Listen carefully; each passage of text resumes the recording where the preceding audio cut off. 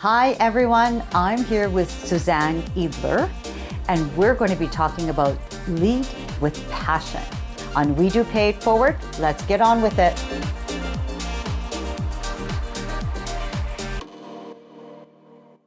Welcome. I'm Milena Radakovic, and this is WEDO Pay It Forward. Welcome back everyone to the next episode of WEDO Pay It Forward. Welcome, Suzanne. I'm so excited to have you here. Thank you. Why don't you tell everyone about yourself and your business? You bet. My name is Suzanne Ebelher. I'm the CEO and founder of Mission Ignite Management Consulting. It's a management consulting company. I started management consulting back in the early days. Yeah, probably in 1990s was when I started with a large firm. And stayed there and moved up the ladder and did a ton of different things.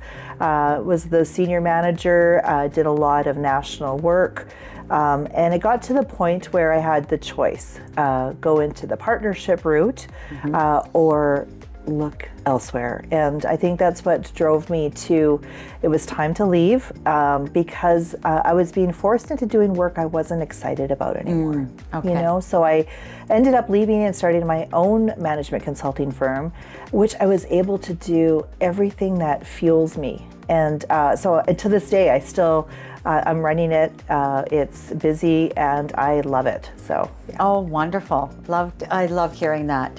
And tell me a little bit about the business on how, so you wanted to do something that you're passionate about, and tell us what was the journey as an entrepreneur from when you started to where you are now? Like, how did it go through, like the growth? Did you have, you know, any hiring, you know, the pains of hiring staff, all of that? Tell us a little bit, because we've got a variety of audience, and if somebody is in the corporate world right now, is thinking of leaving and going on their own, maybe you walk through that journey. The transition. Yeah. I should mention, before I did this transition, I left and joined a couple of partners, and we raised a lot of money, started a large organization, franchised it, expanded. One of our partners was fraudulent. And that ended really, really awful. And I just share that because sometimes we go into business really excited and we think that we're with the right people, but just do your due diligence and just, you know, do your research. Anyway, so that's I can only talk about that more if I have wine. So we're gonna jump ahead and talk about Mission Ignite. And so the journey, I think, when you make up your mind to do something, you just put it out to the universe and tell all of your circle, and it's amazing what will happen, you know? And I think what was really, really cool is relationships are critical, right? And I made so many amazing relationships with my clients over the years. So when they found out I went on my own, it was just like, wow, you're not going to be $500 an hour anymore? This is so exciting. We can work together. So it worked out really great. And I got to work with amazing people that I chose, that had values that were aligned with me, that I wasn't forced into doing compensation reviews. Not that that's, you know, that's for somebody out there, but not for me, right? So I didn't have to do work I didn't want to do. I got to do work that made an impact with the relationships that I had with my clients. And it opened up so many doors. I got to work with entrepreneurship programs across the province on contracts and really make an impact in those programs and make a difference. Right? So because entrepreneurship is not easy, it's always changing. I think that as women especially, we learn differently. We have different hurdles. It's not an equal playing field. And so I have a huge desire to make sure that we elevate our women so that we're on the same level playing field as our male counterparts. I love that. I love that. So if you're thinking of starting a business, you start with the core values that you have. I really like that. So if someone, you were talking about using your network and your relationships to grow the business, and I'm a big believer of that.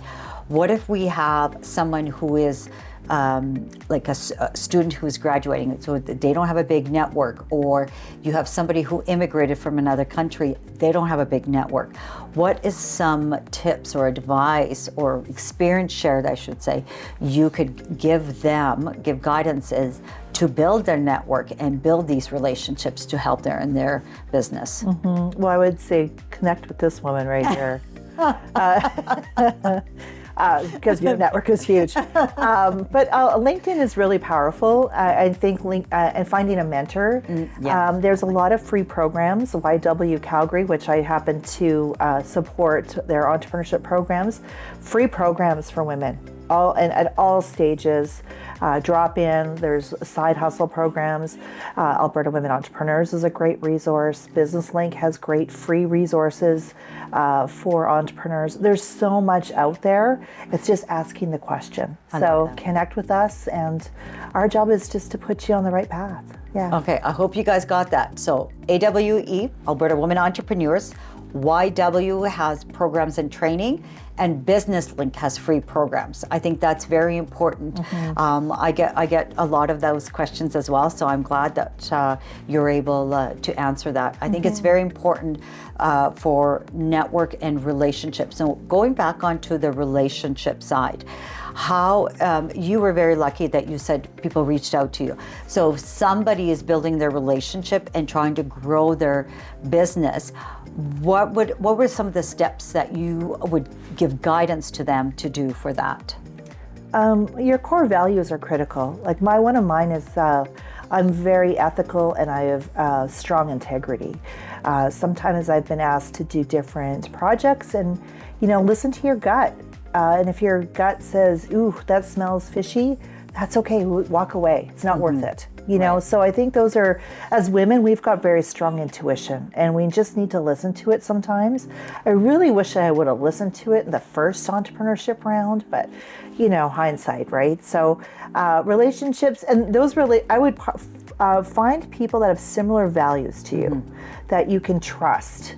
And trust is really critical. You want to be able to trust one another, and especially when we do business together, right? Yeah. So even if you're starting off, so you had a bad experience with some partners, but you could have a great experience with a partner, and it goes on trust and making sure that you have the same core values to build together. So what would you say is the next stage in your consulting firm? Well, I've had, I think what's happening is it's too busy right now, which is a great problem to have. But I've found some amazing, colleagues that I subcontract. Okay. So that I trust, right? We have similar values. Look for them. And so that's how you start to build your business, is you bring in more subcontractors, and pretty soon you've got multiple projects going on. Sometimes it's a little bit tough to project manage, but you're doing great things, and you can see the impact that you're making, and you can put your name beside it and be proud of it. So I love that. Yeah. So when would you know, so for somebody starting up their consulting business, because I love that, because we have a variety of different entrepreneurs, and I love this is new that we're talking about consulting. When do you know is the right time to bring in subcontractors to help grow your business? Like, when do you know it's too much? Because some people, I'm like, I remember when I first started my consulting business, right? It's like I wanted to do it all, and I loved all the work, and the money was coming in, but I was getting burnt out. Yeah. But that was just me. Talk about your experience. When did you know it was the right time to bring on these contractors to help you grow your business? Well, I totally hear what you're saying, because I know the burnout. I was in Red Deer till 11 last night. Yeah, so I get it. I think the key component there is finding the right people that you can work with. Otherwise, I was starting to say no, but then I found great people, and they had the skill set, and they had the shared values with me, so we were able to do the jobs together. I think those are kind of go hand in hand, right? Do you have the key contacts in your network that can do the job, and also that you can trust? So if you have that, then go for it. If not, you might want to just take a step back and make sure that you're doing okay and not taking on more. Because what happens if you take on too much? Now the quality starts to go down, because you can't keep on top of everything as much as you'd like. Right. Yeah. And so one more question. If we're wanting to grow, Yep. but what if we don't have in our contacts the right people to bring on? Where's another good place to look for additional contractors or subcontractors to help you grow your business? It depends on what industry you're in, obviously, but I think networking is key. I think Calgary is especially great for relationships and networking opportunities. I think you have a great, you've provided some amazing opportunities to network. So I think that's a key thing, is just keep networking and building relationships. LinkedIn is great, and keep asking. You know, I say sometimes we are afraid to ask. Yeah. But, you know, what's the worst that's going to happen is people will say, no, thank you, or I don't know anybody. Just ask. Right. You know, as women, our nature is to help. Right. So we're going to go, agree. oh, 100%. yeah, I know somebody. Let me introduce you. Yeah. So, I love that. And I know, and I will say, like, one of my core values is what I believe is in connections. I love connecting people together. I love supporting. And just because you mentioned that networking, I'm going to do a plug, which I thought I'd never do, but because of this, I think it's very important.